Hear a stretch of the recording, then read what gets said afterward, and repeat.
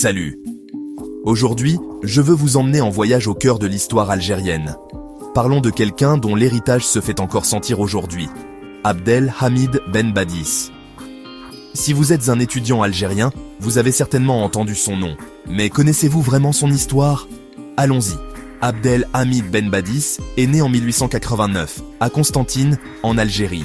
Dès son jeune âge, il était passionné par l'apprentissage, en particulier par la langue arabe et la culture islamique. Je trouve fascinant qu'il ait voyagé jusqu'à Tunis pour étudier à la prestigieuse université Zitouna et qu'il soit revenu, prêt à tout changer. Pourquoi son héritage est-il important? Parce que Ben Badis n'était pas seulement un érudit, il était un leader, un réformateur et, soyons honnêtes, un véritable révolutionnaire pour l'identité algérienne.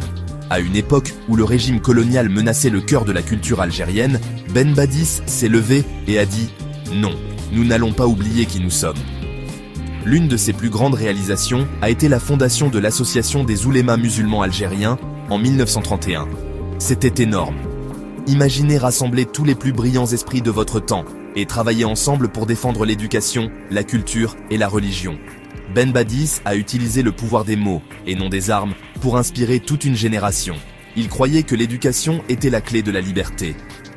À travers les écoles, les journaux et même la radio, Ben Badis a diffusé des messages d'unité et de fierté.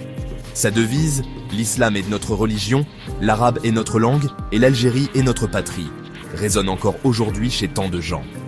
L'une de ses œuvres les plus importantes était le journal.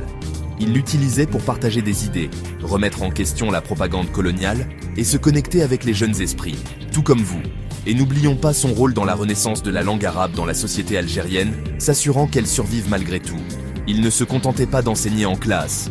Il allait dans les communautés, parlait avec les gens ordinaires et les aidait à comprendre que leur identité était quelque chose dont il fallait être fier.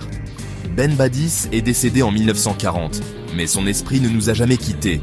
Chaque 16 avril, les gens célèbrent sa vie et se souviennent de son combat pour le savoir, la culture et la dignité.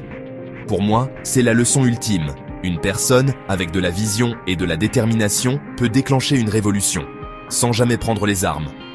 Alors la prochaine fois que vous ouvrirez un livre d'histoire ou que vous parlerez arabe en classe, souvenez-vous d'Abdel Hamid Ben Badis, l'homme qui a cru en vous, bien avant même votre naissance. Son héritage était le vôtre, à vous de le perpétuer. Merci d'avoir écouté et continuez à être curieux.